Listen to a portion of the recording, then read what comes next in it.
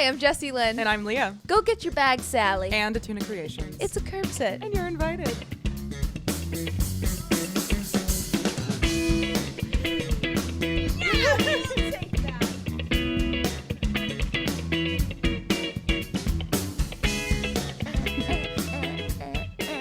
I like our little dance break we do. Yeah. But only when we get really good at it. Thank you. I'll practice. Wait, not dancing, like our intro. Oh, when we get good at the intro. Oh, yeah. When we do well at the intro, we dance. We earn a dance. Yeah. Otherwise, no. I like that. What was it, like last episode or something? You were like, why do we have to always discuss how we did at the intro? It continues today. It does now in it's this part moment. of it. Yeah. The first part of every episode is how did the intro go? Because the bar is that low for us, unfortunately. Because that really does determine the rest of the episode. You can really kind of gauge how we are doing today. Yeah. By that. Yeah. And you usually can guess, like, how did it go getting all the microphones connected to the laptop? Like, how long did that take? Right. Usually the top of episode vibe dictates that. And so one thing I will tell you a little bit of behind the scenes about our sound engineer, Mrs. Lee, is that so my microphone is connected to another device that's connected to the laptop. Start that again and don't touch the cord, because when you do that, I have to edit it out. Keep that in. This is really good stuff for learning about what our sound engineer, Mrs. Lee, does behind the scenes. So the mic's connected to a cord. So the mic is connected to a cord, which is connected to a device, which is connected to another cord, which is connected to a USB-C converter, which is connected to Mrs. Lee's laptop. Yep, which is how all the professionals do it. Of course. Mine is also a mic connected to a cord connected to a USB to USB-C adapter into the computer as well. But mine is really finicky. The device is tricky. And I think it actually is what professionals use. Like this is no, that's legit. This is legit. We aren't legit. So do not get it twisted. We are children with crayons trying to paint Monet, okay? Mm-hmm. We have been given acrylic paints when we were expecting finger paints. And what we've realized is that my device gets really homesick. It only works when we first plug it into my computer and then transfer it to Mrs. Lee's computer, because every time she'll spend 20 minutes trying to get it attached to her computer and be like, it doesn't work. It literally doesn't work. It's not going to work today. We don't have a microphone today. And then all we have to do is plug it, exactly the same setup, just plug it into Jessie Lynn's computer. And then suddenly it's a microphone that works. Yeah. And then we plug it back into mine. No problem. We're recording the episode. No problem. So today we've deemed it homesick. And I guess we're just going to do that every time now. Yep. To make sure that it works. Yep. Oh my gosh. What I'll say for those not viewing is that I'm wearing a little sweater with a dog on it. Oh, it's very cute. And the dog has a necklace with a J. J for Jessie Lynn. Yeah. That's really cute. I didn't know it had a little J on it. I didn't know either. I wore it so many times, and then someone pointed it out to me, who I can't remember, but thank you to that person. So thank you so much to that person. Yeah. Amazing. Did you have something to share with me at the top of this episode? Yeah, I have something I'm really scared about. Oh no. Spooky season is over. Well, not only for happy, me, joyful season I now. just thought about something today that really terrified me. Oh no. I don't think I'm ever going to have a life where I don't wear a retainer at night. Okay. I think they lied when they said that you would have to wear it until you were 21, because when I don't wear a retainer at night, everything changes. They lie. What is crazy is that they tell you, and now you'll just wear this at night, and then it's indefinite, like forever. Well, they told me that it would be until I was about 21 and my teeth would stop moving. I'm 30. They told you that it would just stop, like it would be fine, that you could stop wearing it. Yeah. I'm 30 and I didn't wear my retainer last night, which is very, very, very rare for me. Yeah. And today I'm like, my teeth moved. I just feel it. And I know that they did. And I mean, one time my dog ate my retainer. Franklin, what are you and doing? I had to wait like 2 weeks to get a new one, and they barely fit when I got the new ones. Oh my gosh, because you hadn't been wearing it. I hadn't been wearing it for 2 weeks. That's actually crazy. They change a lot. I'm so surprised. Well, I'm not surprised by that, but I was also given a retainer to wear that I mean, this is probably the least type A thing about me, but I never wore it. Never wore my retainer. Still don't. Like, what? I got my braces off in like sophomore year of high school, and that was when I was given a retainer. I absolutely stopped probably in college, maybe the end of high school. I stopped using that shit so quick. I could not stay on top of that. I know. Are you serious? I'm dead serious. I don't wear my retainer. I can't. I had to throw it away. It does not fit into my mouth. And my teeth moved, but like they look normal, like they look fine, but like I never wore my retainer. Not a night goes by where I don't wear my retainer. That is so impressive to me. I have a mouth guard now that I'm supposed to wear every night, and I don't wear every night. Actually, I woke up this morning though being like, my jaw's starting to hurt again. I need to start wearing my mouth guard again. Yeah, I do grind my teeth too, so that's also how I know for sure that I need to be wearing something. But like, no, I will say, actually, this is something else that I wanted to talk about. It was going to be a part of my waffle, but I'm just going to bring it up right now since we're talking about it. Yeah. Well, we're not talking about this, but it does kind of tie in. I recently made the decision when I looked down at a picture of my hand when I got my nails done, this like really gorgeous red color. Don't look at them. What? I already complimented you on them. On my nails, yeah, but on my hands. My hands are so wrinkly. Like, they don't look too closely at mine, but that's all you get. I looked down at this photo and I was like, those are the hands of a 67-year-old woman. I'm not exaggerating. I am not exaggerating at all. I don't believe that. No, I'm not being down on myself. It's just the truth. They are very small and a little wide, and furthermore, very wrinkly for a 30-year-old woman. It's really crazy. And honestly, and this isn't absolutely no offense to my mom, her hands look like she's 87. And I have her genetics. I'm looking 67. She's looking 87 minimum in the hand region. Oh my God. It's really strange. So I'm scared of that. And so I decided like a month ago that I was going to put on like severe hand lotion every single night before bed. I have not missed one night. I'm so impressed. Not one night. And I feel so good about myself. It's like I'm finally getting what the scientists are talking about with setting small goals, like small achievable goals. I love that. I'm so happy with myself that I've done something that like I said that I was going to do, and I freaking did it. I've been putting on my hand lotion every night. That's amazing. And now I feel like I can do anything. I'm so proud of you. Do you feel like your hands look different? Or are you just like proud of yourself for the task? I'm proud of myself for accomplishing something that I said I was going to do every day. It's like literally a small win. Yes, I completely understand. I think maybe it has improved a little bit just because they were very dry for no reason. It's not even that cold out yet, but they were very dry. I don't think I'm aging in reverse by any means. Can I tell you my little pet theory about hands? Yeah. I have a theory. And because I sometimes like, I don't know, some people like show like getting their nails done, then they'll show their hands, and I'm like, wow, like does everyone's hands like look that wrinkly and or like old look? Like I have also witnessed the experience of like hands looking old. Do we think that the amount of UV in like the nail UV thing is doing anything to the aging of our hands? Yes. Could that be why? No, is like the people who get their nails done more, maybe their hands look a little bit jankier? I have not researched this. I know nothing about the science. I've researched it in nothing but my own brain and social media sample algorithm. Size of one. Yep. Yes. But I think that is a trumor. It's a trumor? I think it's a trumor. I could see it being true. But that's why, now they have these like UV gloves now. Oh. I wonder if you just put sunscreen on your hands before you went to the nail salon. I've been thinking of doing that, and then I always forget to do it.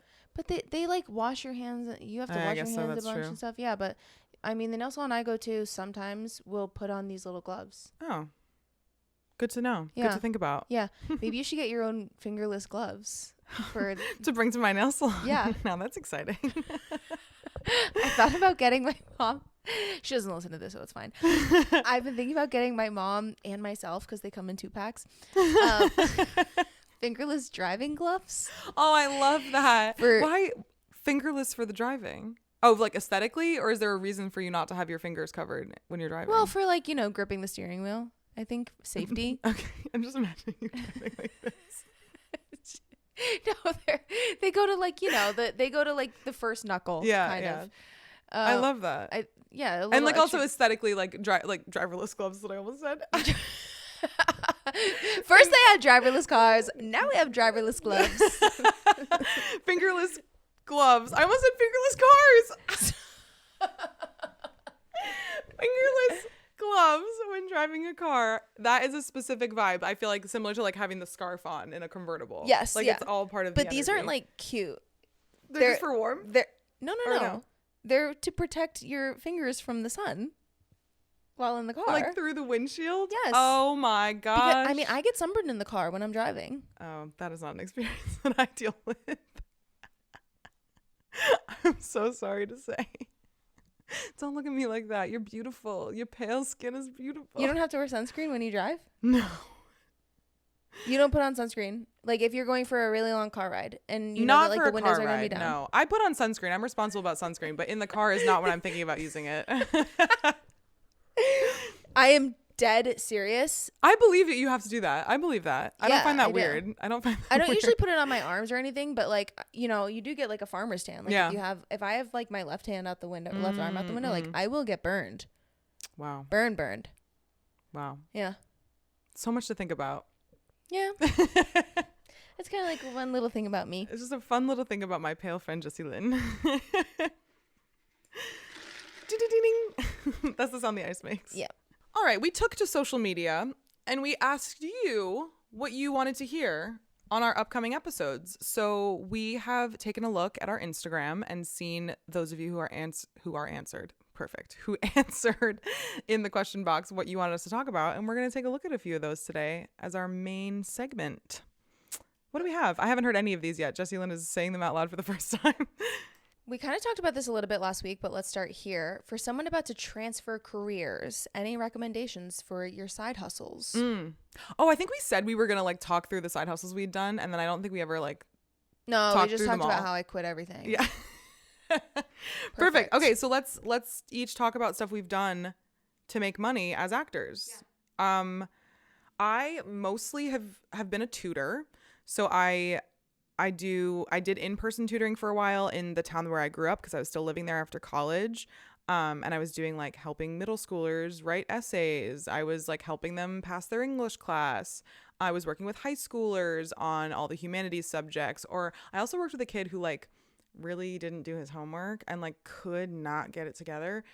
And so like I was helping him like I was basically like, it was like study skills. It was like, how do you write down the homework that you have and actually do it and just keep up with your stuff and not be getting, bad grades in every class.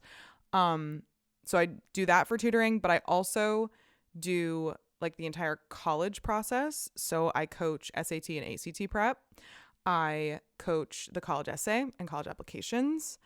So that's like the bulk of what I do is I'm, doing sessions with my students. Now I do it basically all virtually. I'll have an in-person student every once in a while.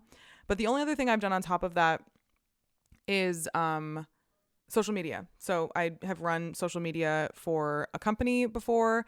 I have been on a marketing, like I've worked for a marketing agency doing their like brand to brand social media. What else?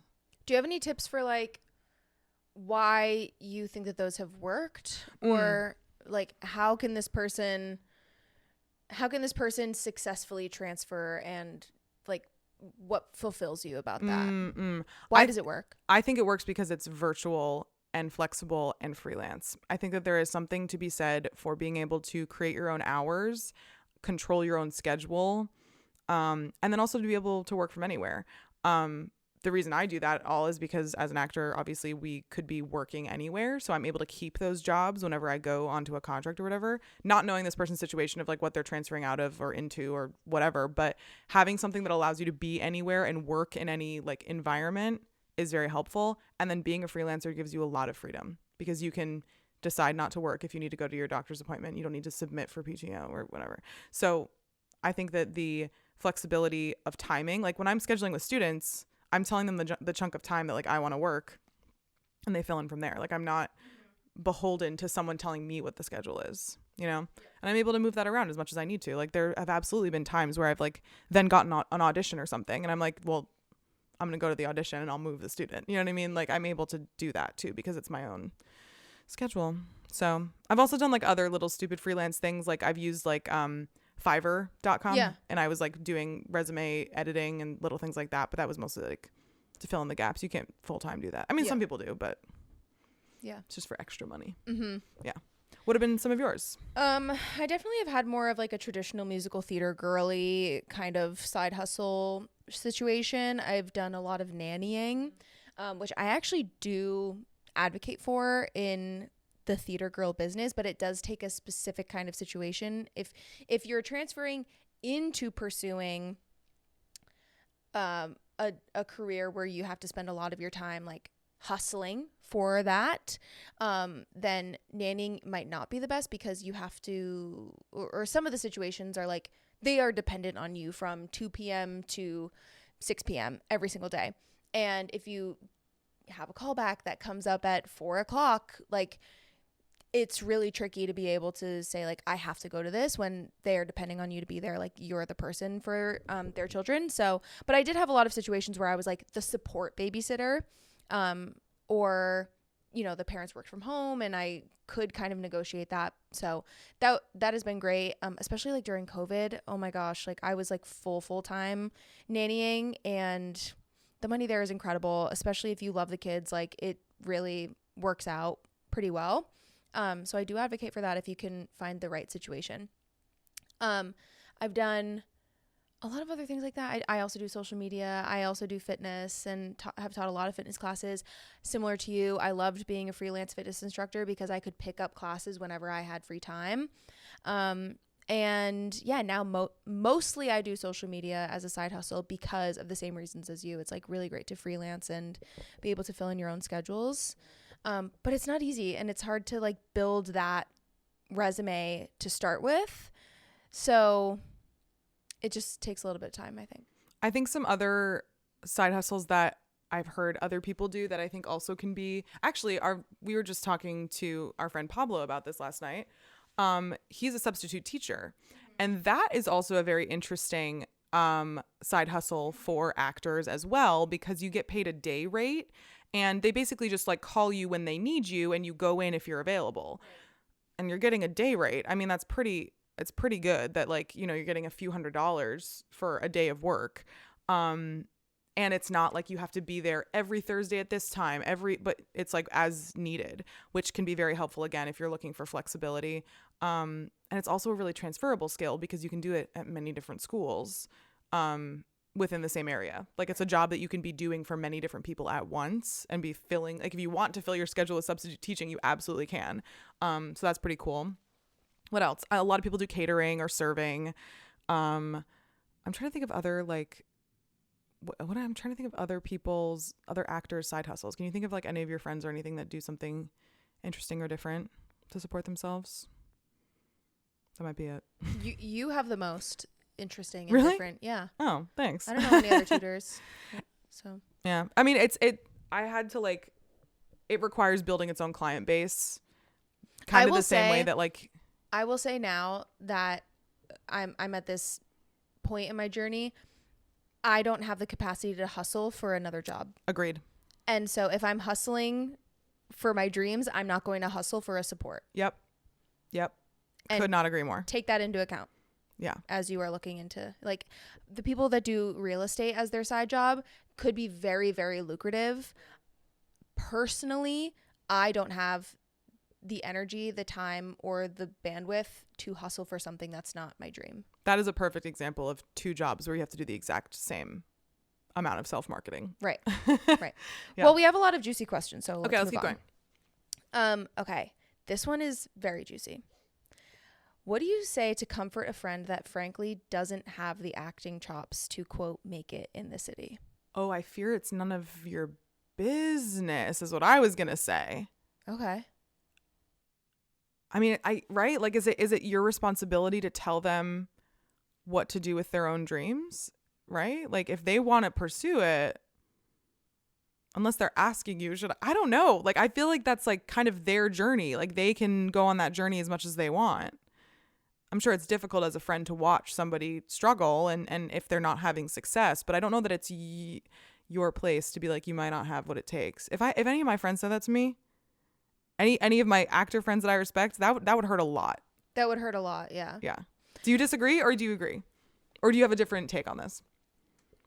I agree. And I think that as a friend, you can also encourage ways for them to like dive into things that they are really good at.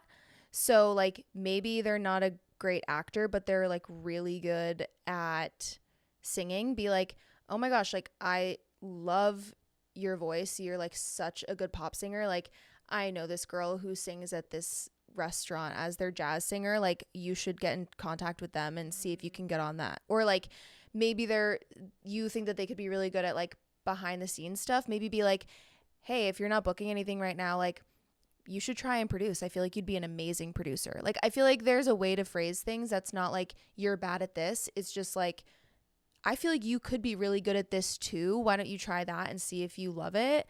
And then like you can always keep auditioning. Yeah. I think that's nice because it's coming from a place of support, right? Like what is the point of you bringing this up to the friend? If you say it like that, it's to support them. If you're saying like, I don't think you have what it takes, why? What is the point of even saying that, right? So I think your approach, I think, allows for your advice to be coming from a supportive place. Yeah, and it doesn't have to be like, I don't think you're good at this and therefore you should do this. Yeah. I think it can be like, ugh, I'm sorry that you're feeling defeated. Like, how can you feel creatively fulfilled elsewhere? And like, let's lean into that. I mean, honestly, I have had that conversation before. Like somebody said that to you, or you told somebody else. No one has said that to me. I mean, but like my family and stuff will be like, yeah, like I'm sorry that this sucks right now. Like, you know, we believe in you wholeheartedly. We believe that you can do this, but also like it stinks to see you struggling. Like lean into social media, like go all in. But yeah, I've been on the other side of that too, where like some people honestly, like when I'm reading this again, like they're talking about the quote acting chops to make it, but a lot of people don't have the emotional, is that what you're gonna say? The capacity to deal with the constant struggle. Yes. And that's a tough conversation to have too, to be like, this kind of is the gig. Yeah. And so how do we navigate that? But yeah, I've had those conversations before. So I think it's just like promoting things that they could be great at. Yeah. I like that. It's a good answer. Cool. All right, next one. How do you balance a relationship and a career, especially while being in different areas and very busy? Oh, we both have experience in this too. Yeah. And I'll start first on this one, even though I just talked for 5 minutes, but I love long distance. I love being long distance. I think I'm amazing at it personally. Brag. I literally am so good at it.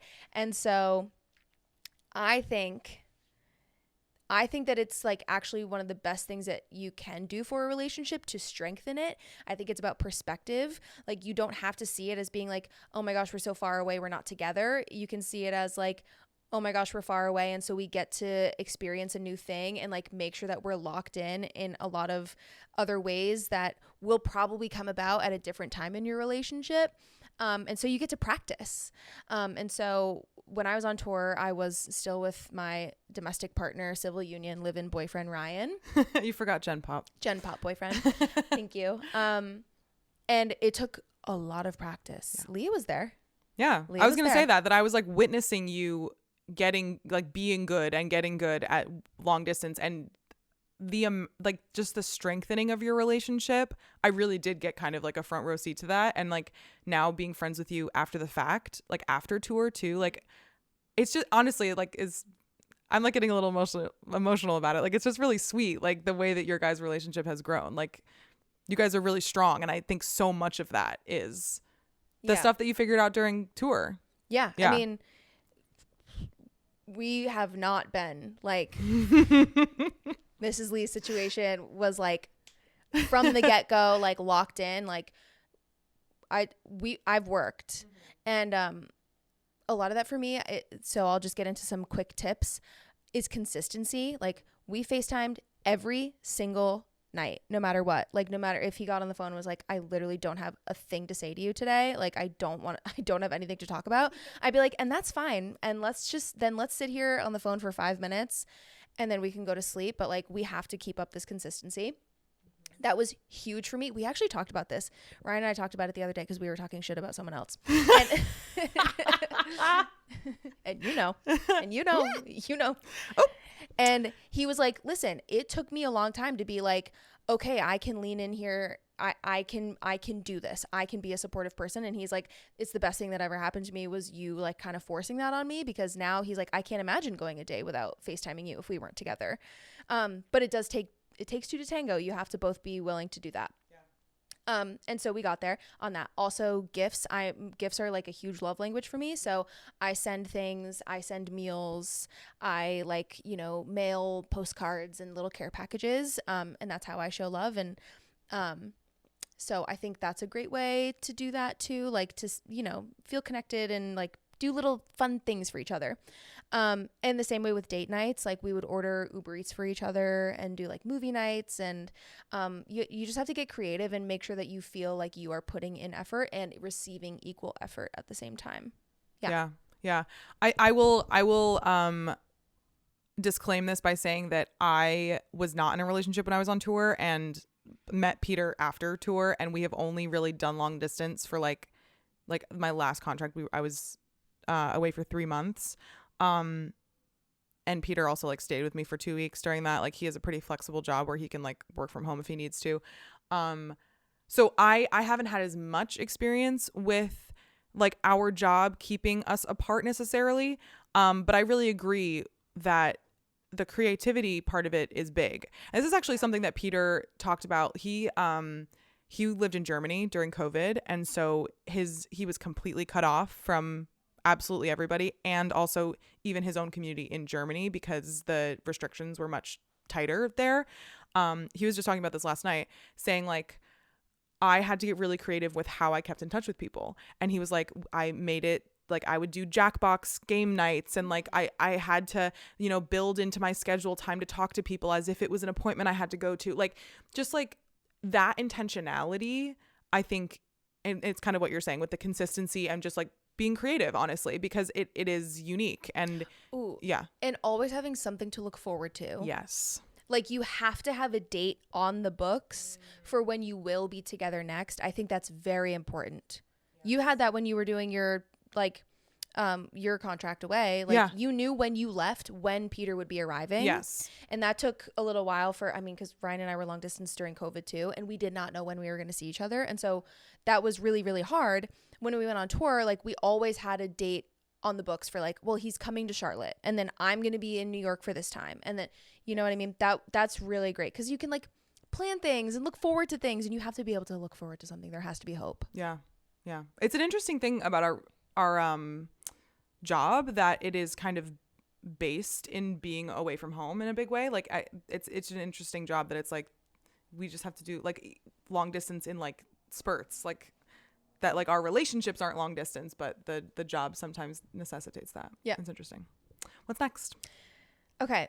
This question is, I think, mostly for you to answer, because I don't really care. I can't wait. What is a country you would love to travel to, and why? Oh.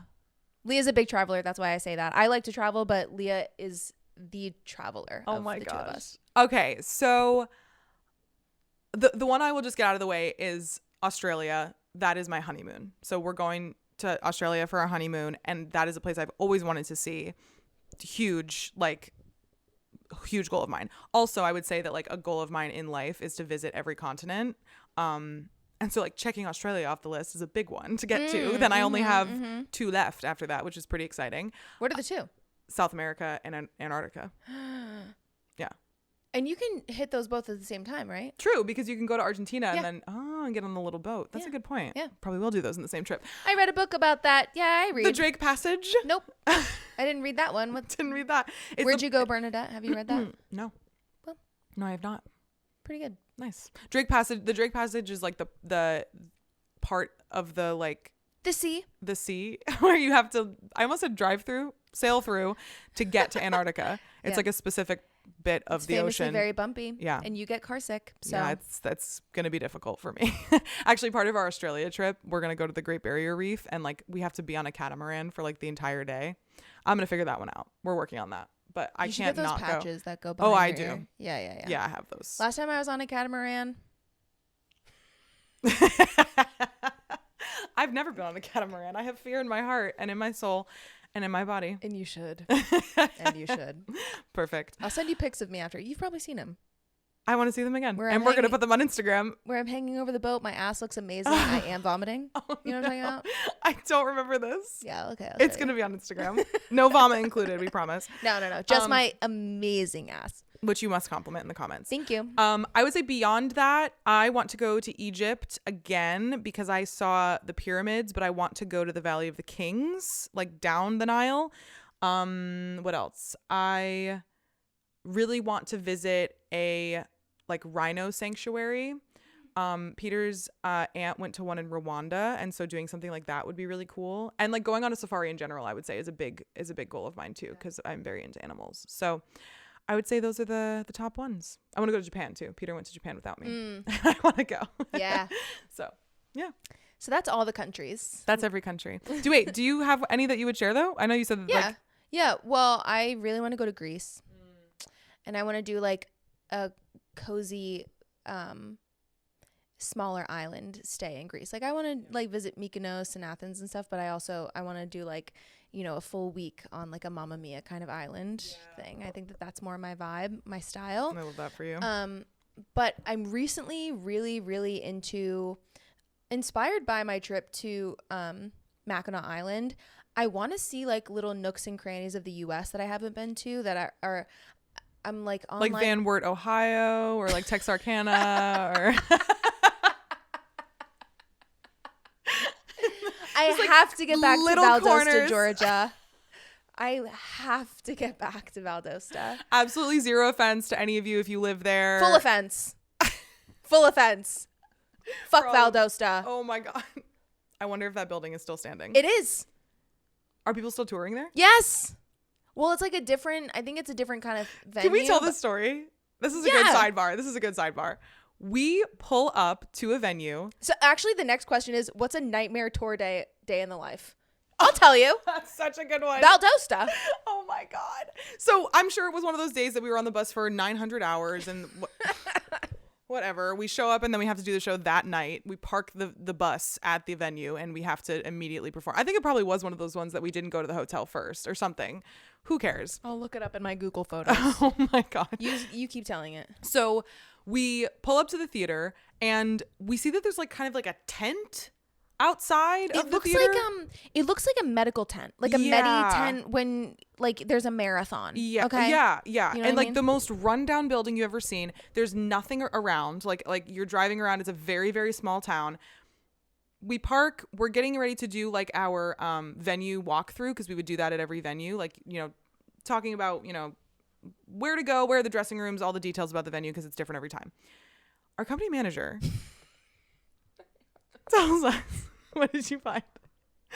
Tells us that, just so you know, this building is actually going to be torn down after this performance. And she tells us that we are the last performance in this building before it's being condemned. And the tent outside is like the tent for the wigs and like the dresser And wardrobe. And it was just in the parking lot. and we were all under kind a of tent. acting exactly like we are now. We were like, what? And they were like, this is actually really serious. This is a really big shame for this community. And we were like, no, you're right. You're so right. You're so right. Actually, we respect the arts and we support them. Obviously, I think someone was like taking a video on stage during sound check. that's being gonna like, go ahead and be me. It was you, and they I have it right here. And then the company manager came up to you and was like, "You can't post that, right?" It was no, it wasn't like directed to me. We were all doing it. I'm sorry, but I'm looking at it right now, and oh my god, that's triggering. Actually, just like you on a stage with the Marley. But here's the thing about Valdosta, Georgia. No one clapped for a goddamn thing. Okay, I am twerking in a split, busting my ass, doing a hip hop number on the stage, and no one I mean, it was dead silent. Bows dead silent. Like no one was clapping at all. No one was having fun to be there. And I was like, yeah, I understand. This community does not support the arts, even though I do. And that's why they're tearing this theater down. Okay, so that's I would say a pretty run of the mill bad day on tour. Yeah, and then you go back to your Best Western Plus and you have one communal microwave for the entire cast. That's the worst. The entire building. Do you remember the? Oh yeah. The entire building is using one microwave. So That's dark. Go ahead and be tough. Oh my god. Any other pressing questions you think we should answer today, or shall we move on to our waffles? What do you think? You decide. Yeah, let's do one more. How to stop feeling like you're running out of time or you're behind. Oh my gosh. I'm bad at this. This is something that Peter is great at, and I am not great at. He's not in the biz though. Yeah, that's true. He's just has such a like everything will work out attitude. He just like has such a trust that everything is going to be okay. And that he truly lives in the present moment more than anybody I know, and I admire it so much. Like, I mean, I'm simply always thinking about what's next, what's happened. Like, this is quite literally stuff that I'm working on in therapy. Like, my answer for you is keep working, because we're all working on it. Yeah. My answer is one that you're not going to want to hear, and it's that it just gets a little bit easier as you get older. I think that that's true. I have no real assistance for you other than like I will say it just feels a little bit easier. Yeah. I think you're because right. I get you know what I guess because the time has run out. I get what you're saying though. Like because like, you see how fast time has gone. You're like, "Oh shit, I have to like and like savor what's left." Well, I said that I was going to be on Broadway and have a baby and be married by the time I was 30, and like I'm 30 and literally none of that happened, so I'm not racing for it anymore. It didn't happen. There you go. It didn't happen. It's not like time is running out. The time ran out. That's actually kind of comforting though. Like, I mean, I'm not working towards being married by the time I'm 30. Bitch, I'm 30. But guess what? I'm 30 and literally everything is amazing and totally fine, and it doesn't matter. Yeah. I think that's why it's easier to get older, because like the deadline that I set has passed. And everything's okay. Yeah. In fact, it's probably better. I actually could not agree more. I think you and I have very similar thoughts on this topic. Yes. So I think as those like deadlines, quote unquote, kind of pass you by, I think that like the focus shift has to become, how do I just live within every moment and cherish what is currently happening and stop trying to reach for something that I don't know if I'm ever going to get to. Like, how do I make that? Because my present self deserves happiness just as much as my future self. I can't just do things for future Leah. I have to do them for present Leah. Yeah. Yeah. Okay. There you have it. So my dad asked this, so we have to answer it. Of course. What life moments inspired or influenced you on your collective life journeys? Oh. Okay, this is a weird one that came to mind. And it's kind of related to the tour. I'm not sure if you remember this, but I'm going to try and be as vague about this as possible. But I had some people in the audience at a certain show that they were from my past, and I didn't see them. I didn't talk to them at the show, but I knew they were there. And they were from a part of my life that was very difficult. They were related to somebody that had caused me a lot of pain. And they were in the audience for a performance of Legally Blonde. And I was in a completely different place in my life by that point, like by the time we were doing the show. And my final speech as Vivian, like she's giving this graduation speech, basically being like, look at how far we've all come, like step into your power. Like it was just. Who said that? like I Oh, was you said the that lines like no like I can't remember what I should remember what the monologue is, but William Shakespeare wrote, "To thine own self be true, and so must follow as the night to the day. Thou canst not then be false to any man." I think that, and then she starts talking about Elle, right? But there was something about like being true to yourself never goes out of style. Like that whole speech, saying that speech as like a more evolved version of myself, knowing that these people were in the audience who knew a past version of myself and knew a very hurt and unhappy version of myself. Like, it was a really, really empowering moment to be like, look at where I am now. I'm living one of my dreams in front of you. I've never been better. I have grown so much emotionally. I have gotten through the absolute worst thing that's ever happened to me. Like, I am so much better on the other side. That was just a really like defining moment of actually feeling like I had gotten through the hard part and come out on the other side. And so that was a moment that I don't think just felt empowering. And I think, I don't know, made me just feel proud of myself for many things at once. Yeah. Yeah. That's beautiful. Thank you. I remember that time. Crazy. Because you had been so shaken leading up to that performance for weeks. Yeah. And then you were all better. And then I was all better. Yeah. What about you? What sticks out about anything? Oddly enough, one thing immediately came to mind when I read this question, and I don't know if it's because my dad asked it, but the thing that really sticks out to me, and I'm similar to what you answered, like so much of my defining moments I feel like are directly related to me accomplishing something out of spite. I'm big on revenge. Yeah. Revenge success. Yeah. I love to win and then be like, yeah, you wronged me and I'm doing amazing now. And I still, to this day, am working towards that. Like, yes, every day. Every day I am working to be better than a man who hurt me in the past. Yes. Amen. But one thing that like I could not and never did like win at was I did not make the middle school basketball team. Oh my God. I think I know where this is going. You are so wrong. That'd be so funny if true. So, no, I'm just thinking about, well, that will circle back, but I know exactly what you mean. No, I tried out for the school basketball team and I didn't make it. And like, my sister was a school athlete and she was on the teams and I wasn't very athletic, but like I really liked basketball and I really thought that I could do it. And I was going to take off a season of doing like theater so that I could try out for the basketball team and like be on the basketball team.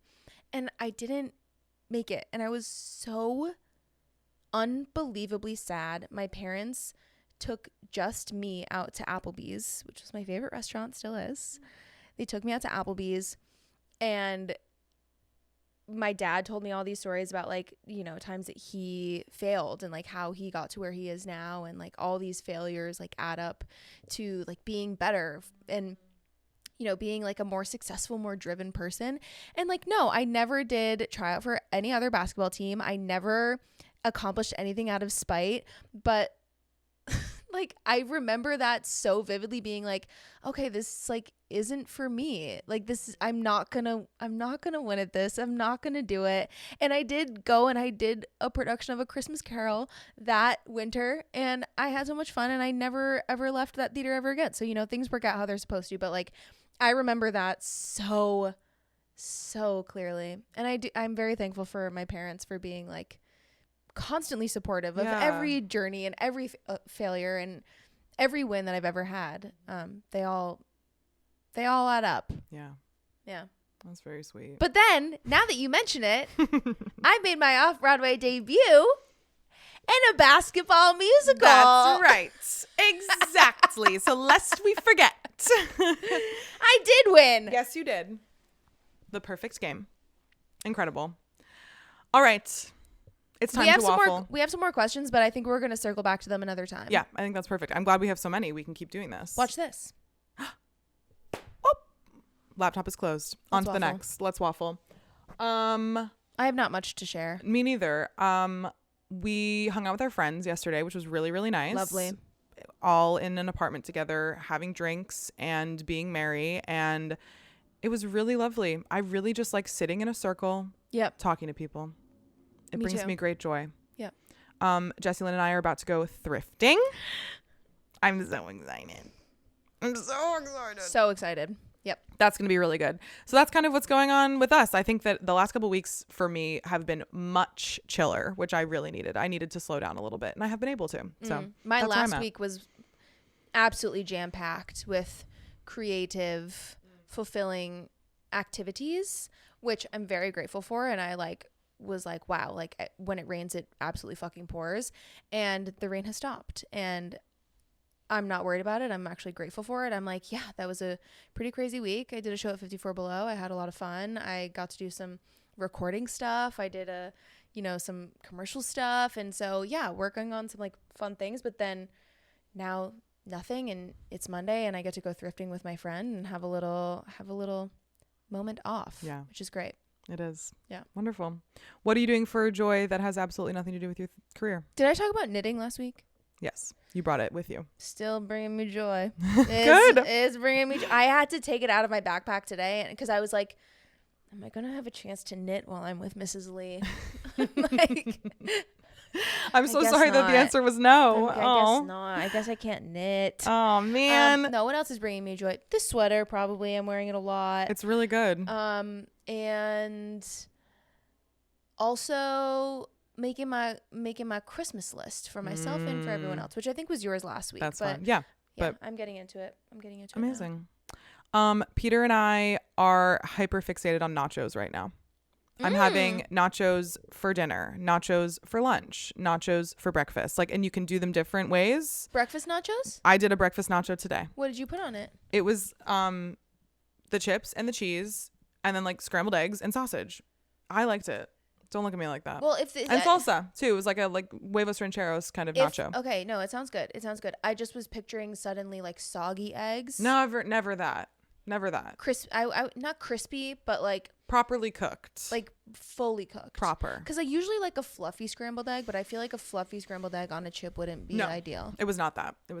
But it was simply because someone brought a Costco-sized bag of chips to our house for Peter's party, and we've just been working through them, and we had nachos one night for dinner, and we were like, wait, nachos are so good, we should make nachos more. So I've been having a lot of nacho meals, and they have all been different varieties of toppings. The options are endless. Oh my god. Nachos are bringing me joy. That's a really good one. Thank you. Mrs. Lee has a nice cornucopia on her table right now. Thank you. Which is also bringing me joy. We'll add that to the carousel as well for some fall joy. Great. Amazing. I think that's going to do it for us today. Yeah, we gotta go look at some side tables at a furniture thrift store. We must. I need to see some tchotchkes. We have no choice but to go. I need to get a trinket at Goodwill, or else what is this all for? So true. We have to go. We must. And with that, we'll see you on the curb. Bye. Bye.